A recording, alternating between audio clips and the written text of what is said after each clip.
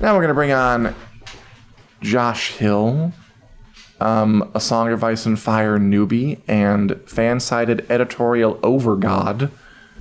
With me, we are in a series called... That's right. Hey, Josh, how are you? We're in a series called A Song of Dan and Josh, where you and I walk through every chapter of A Song of Ice and Fire, George R. R. Martin's unfinished We Are. You just hearing about this? Yeah. This is breaking news to me. I didn't know. Hello, everybody. Hello, Julie. Who else do we have with us?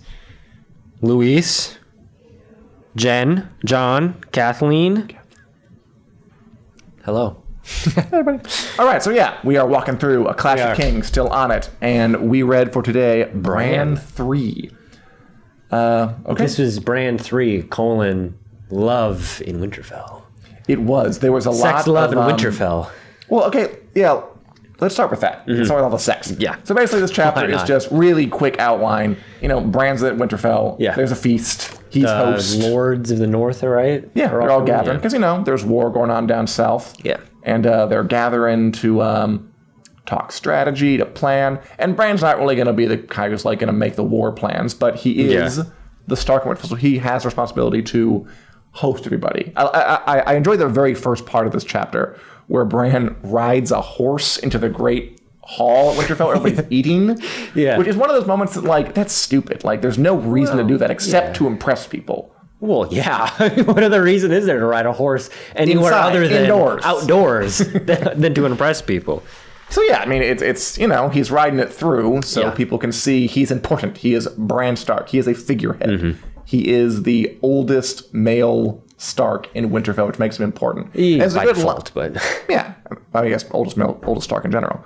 And there's a good bit here where he says that Bran was old enough to know that it was not truly him they shouted for. It was the harvest they cheered. It was Robin his victories. It was his Lord Father and his grandfather and all the Starks going back 8,000 years. Yes. So he's playing a role here. Mm-hmm. Bran Stark is playing the role of the Lord of Winterfell, this person who other people, you know, see as the figurehead of the North, which he is. But like his own personal involvement, he's more detached. He does not have a good time at this feast at all, really. No. I mean, he's Bran the Broken. I guess, yeah. He's get over the leg thing, Bran. It is, but like he's seeing life as it could have been for himself, and it's never going to be exactly that. Like he can get bits and pieces, and he can dabble in this life that he could have had, but he's never gonna have it the way that he did. I think that's the point of all the sex stuff in this chapter. I think so. Is to underline it's something that Bran cannot do. That he's broken. Like, you know, he's broken, like literally broken below the waist. Yeah. Like in more ways than one. You know, we have a lot of notes about just romance. Mm-hmm. I mean, literally and figuratively. I liked the bit where he remembers Marcella Baratheon coming to the last feast and staring at Robb with adoring eyes. That's kind of cute. I guess Marcella has a crush on Robb. Never going to consummate that. They're both going to be dead before they can do that. Bran looks at Mira. The reeds are... Okay, first of all... Mira, Do you recall the reeds from the show? Mira and Jojen? Okay, yeah. Mira more so than Jojen. I remember R.I.P. Jojen. Yeah, he did die earlier. I remember and she stuck around more. Yeah. Cool. Do you recall that they pulled Bran around for quite a while. They did. They were... They took up after Hodor. Exactly. After Hodor was out, Mira just lugged that sled all around the north, poor girl. And yeah, they protect him on his way north. Yeah. Do you recall how they were introduced on the show? No, I don't. Because it's not like this. So in this chapter, the reeds come into the feast, and they are from the Neck. They are from they are of the Crannog men.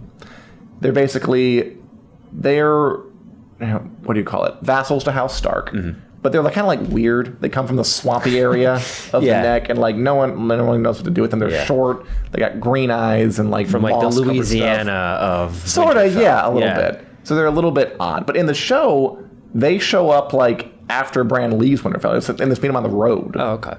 And here they get brought in earlier. Not really a huge difference, but it's up in there. Anyway, sex. Bran looks at Mira. You know, it's sexy. And also, when he's being taken back to his room, he sees, like, the horse master just having sex with the woman outside the Great Hall. Mm-hmm. I think the point of all this is that, you know, it's underlining that Bran can't do any of this stuff. No. That he's kind of like this kid who wanted to be he wanted to be a knight. He wanted to have a big physical job. Mm-hmm. He wanted to go and ride horses. He gets to a little bit through a hall. Yeah. you imagine like a horse like walking through Thanksgiving dinner at your house, something like that? That's what it is. That's what this is. You clearly haven't been to Thanksgiving at my house, so. You're from what, Minnesota? That's right. Yeah, Minnesotan Thanksgivings are bizarre. So yeah, he wanted to go be physical. He wanted to swing horse. He wanted to swing swords. He wanted to fight people, and now he kind of has to live this life of the mind. He has to be a more passive person. He's just struggling to like, how do you get into that? How do you adjust to the idea that the life you thought you were going to have, you're going to have to completely reorient yourself. And part of that means kind of being an aesthetic a bit, like giving up the pleasures of the flesh, because it's literally not a possibility for you now. Pleasures of the flesh. I mean, it's very flowery language of me, but I think it's more. No, well said. Bran's not going to have any pleasures of the flesh, which is, what a lot of this chapter seems to be about. And like the riding in on the horse, like he's literally riding in on his high horse, and it's like he is this person who is never going to ever be what he could have been. I mean, he ends up being in the show at least. He wins, but I mean, but it's in a very different way. This is a mindset that he thought he would. I feel like he's trying to force what he could have been onto his life, and he's almost rejecting the idea that he is broken, he's crippled, he's never going to have this life, but he's still trying to force this in some act of desperation to be like, this is normal, I can still be normal, when you can be more important than normal. Being important isn't the same thing as being normal. Also, Julie came back. She left for Star Wars, but she came back for this. I'm sorry, Julie. It's just so important. Like, we can't not talk about Star Wars as just... Okay. I like Star Wars, but... Everybody does. I also like Julie, so I'm torn. I'm the person in this office who is at least interested in Star Wars. I swear to God. Everybody loves Star Wars. I do like it. Okay. There's no Star Trek representation, though, so... What's happening? It's true. Anyway, we also got Sir Roderick approaching Lady Hornwood, and she makes excuse and took her leave. Like, a lot of this romance stuff. I like the part where he looks at the dancing and says, like, it makes him sad. There's something else I cannot do. Yeah. So, yeah. We've established that Bran is sad, that he cannot do things that he wanted to do. All right, other bits. This isn't really like a hugely event. It's one of those chapters that's kind of in betweeny. Like it's setting up the reads, definitely. Yeah. It's more into Bran's psychology, but like nothing huge happens. I liked the politics at the table. Just going back to like Bran's the role he's playing as Lord of Winterfell. Like one of his jobs is to taste. Like he gets the first bite of every dish. Yeah. Right. Like, because that's like what you do when you're a figurehead of a grand family in the North. And then eventually he's like so full, he just like sends them to people. And I like that he says, he's just a little bit petty, where he he sends salmon to Lady Hornwood, and he sends sweets to Hodor and Old Man because he loves them. He wants them good stuff. And Master Roderick is like, you got to send something to your Frey cousins too. You got to be polite. He sends them he sends beets and turnips because he hates them. Meat pie sandwiches or whatever. Beets and turnips. He sends them the grossest vegetables possible. I know, but I'm just referencing when they all become part of a meat pie later. Yes, that's a good time. These two, again, are not in the show. Like these two little Frey cousins that go up to Winterfell. Okay. Yeah, they're not. But yes, later the phrase will become delicious pies. Well, delicious is flexible. It happens quite differently in the books than in the show. Okay. So yep, that's so far away. Is this another thing where you say, it's good, just wait until we get to it in the books, and then 5 seconds later you're like, and then this happens. I'm like, well, Dan. No, because it's not important. The books. Like the meat pie thing is a fun little aside. It's important to me. Okay. Well, eventually you'll get. It's much more. Whatever. We're moving on. Like, I blame the feast. This isn't... Yeah, this is Winterfell Feast. The Winterfell Feast. Louise said that riding in on a horse is better than being wheeled in, which I think is kind of the point there. I like that. That's exactly. He's literally riding in on his high horse like, there's nothing wrong with me. I am Bran Stark. And it's like, well, actually... I mean, I'm not sure... I thought it was his idea. I think it's probably Maester Lewin, who was like, we got yeah, exactly. It's the optics of not being wheeled in instead. And he's literally to the complete cartoonish opposite of that, which you're coming in on this. I imagine the White Horse, the doors open on their own. Oh, totally. Light is coming down and illuminating him and bouncing off of his pale skin. Yeah. That's Bran. But again, now that he's...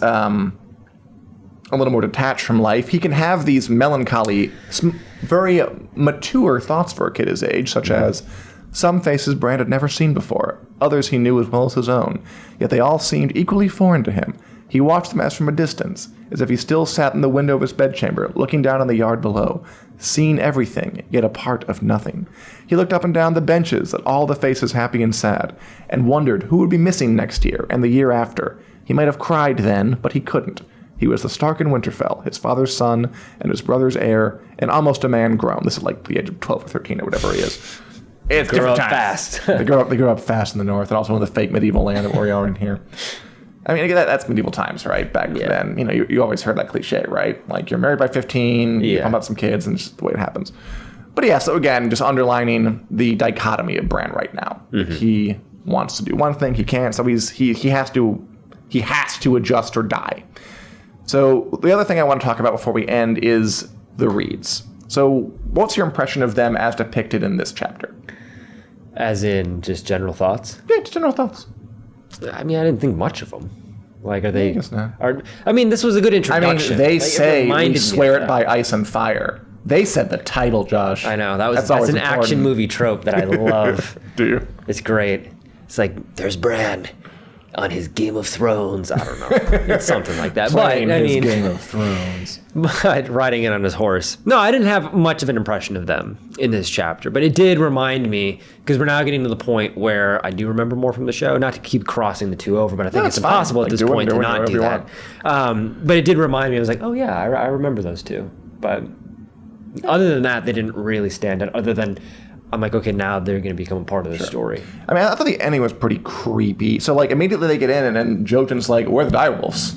So that's not a question. Oh, the direwolf dream. Are we going to talk about that? Yes. Yeah, that's the end of it. Okay, yeah. So, I mean, Bran's having more of these direwolf dreams, and this time he slips Summer. Good, yeah. He slips into to Summer. And the last part of the chapter is he possesses Summer, which he just kind of does in his dreams by accident. Yeah. And he sees Jojen and Mira are approaching the wolves, and the wolves don't attack them. So these creepy little kids who are coming from the swampland and say the title of the book of the series. They might be all right. Well, because I think it was kind of like had a malevolent feel to it, like Jojen. A little bit, but I felt like without there being like violence against them, it wasn't like they overcame anything. It wasn't like they killed their way to Bran in his dream. They were just there. Oh no, but it wasn't necessarily a violent thing, which to me wasn't violent at all. But it was a little. Jojen's a little off. Well, the last sentence is he sees the wolves and Mira's like, don't go near them, they're dangerous wolves, and he's like, this is not the day I die. Like, why do you know that, you weird little kid? And then the final part of the chapter is told from Summer's perspective, which is interesting because Bran's inside him. Well, it's Bran's dream. Yeah. I mean, it's not a dream. It's actually happening. Well, it's vision. It's both. Vision. Whatever. Green dream. The male, Jojen, walked toward them, unafraid, and reached out for his muzzle, a touch as light as a summer breeze. Yet at the brush of those fingers, the wood dissolved, and the very ground turned to smoke beneath his feet, and swirled away laughing, and then he was spinning and falling, is the last bit. So Jojen touches Summer, and then Bran's dream goes all haywire. Interesting. What does it mean? I don't know. I mean, I think I know what it means. What do you think it means? I think it means that there's some weird kinetic connection between these. Like, Bran is clearly feeling some sort of connection. Like, these characters are going to be important in my story. He doesn't know what it means. Yeah. Which is kind of the falling thing where it's like, I'm lost here. I'm not 100% sure what's going to happen. But these people are here in my vision. It's not a threat. It's not like this looming violent thing like we mentioned. It's just there. And I'm confused by this, and I'm falling deeper into this mysticism of whatever he's finding these visions. And then these new people who literally just arrived and now are in his vision, in his future, because he's seeing the future-ish, maybe a little bit. I think he's in the present, but that's weird too. He's a hard character, Bran. He is. Because, Julie was a fan, though. Bran in the early days. He was a cute kid, too. He was a cute kid. He was definitely a cute kid. Before we sign off, I wanted to read a passage about food, because I think George R. Martin is famous about this. It's definitely the food porn one. And, I think we can... he's not famous, but Martin is known for his life descriptions of food, and I want to read this one for you and for the audience and see... And just Fireside kind of chat. Interrogate it for a second. Mm-hmm. What does this add to the chapter, if anything? Okay. Or is it just indulgent? Bring me back into it. Such food Bran had never seen, course after course after course, so much that he could not manage more than a bite or two of each dish. There were great joints of aurochs roasted with leeks, venison pies chunky with carrots, bacon and mushrooms, mutton chops sauced in honey and cloves, savory duck, peppered boar, goose, skewers of pigeon and capon, beef and barley stew, cold fruit soup. Lord Wyman had brought 20 casks of fish from White Harbor, packed in salt and seaweed, whitefish and winkles, crabs and mussels, clams, herring, cod, salmon, lobster, and lampreys. There was black bread and honey cakes and oaten biscuits. There were turnips and peas and beets, beans and squash and huge red onions. There were baked apples and berry tarts and pears poached in strong wine. Wheels of white cheese were set at every table above and below the salt, and flagons of hot spiced wine and chilled autumn ale were passed up and down the tables. Okay, my question to you. Is that food pornography, or Yes. is this, or do we need this to understand that is food literatica is what that is. That is, I think what the point of it is in the chapter is to really get across, A, George R. R. Martin likes food, and B, it is this grand, almost overly done dinner and party. Like there's so much there, like there, and it's the descriptions of it. I think it gets so far into it that it just gets so over the top that you're like, oh my god, this is gluttony. And it's like, well, that's kind of the point. Like this is this huge feast. Yeah, like if the point is, it's the same thing as Bran riding in the horse. Yeah, it's over the top. It's pageantry. Yeah. It's supposed to make a statement that this is a Winterfell party, and Winterfell parties are off the hook and to be respected, and we have the best of everything, so you should respect us and follow us. That, and I found myself rolling my eyes a little bit at the description when I was reading it for the first time, and hearing you read it, not because of your wonderful reading skills. Mellifluous. But just because it is so over the top that you're like, oh, yes. Then you get halfway through and you're like, oh, okay. All right. And it's just like beating you over the head with it. And I think that's also kind of a commentary on, while the Starks are like, quote unquote, the good guys here, they are just as likely to fall into this, pageantry, as you said. You got to make a statement. Yeah. It's also hard to write. Like, imagine if you had to, write this paragraph and, think of all those foods. Yeah. Like, I would be Googling for, a half hour to come up with all that stuff. I mean, I can't just summon, whitefish and winkles, crabs and mussels, crabs, herring, cod, salmon, lobster, and lampreys from just out of my top of my head. the lampreys is just nice shoehorned in The hell there. is a lamprey? It's like a gross eel thing that eats fish. Yeah. They've got them in Lake Michigan, so next time you dip your toe, be careful. That's I didn't think so, because I think they're a large parasite. Oh, gross. Well, they're a parasitic species. But the point is, that also goes into the over-the-topness of this, where it's everything. Plus, even kind of the crappy stuff. We've got it all. So cold fruit soup. it's like that scene in Temple of Doom where they're eating the monkey brains, that kind of thing. Where I was just like, oh, it's over the top. What are we doing here? It's cartoonish. I think it's necessary. Also, just before... Well, it is necessary. I don't know if it's necessary, but it's also just, you want to set the scene. That's what's there. So describe it, and the reader will be sucked in. No expense spared, says Julie.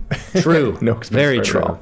All right, any other final thoughts, Josh, before we sign off for the week? No. What's the what's our next Catelyn 2. Catelyn 2. We're a third through the book and only the second chapter.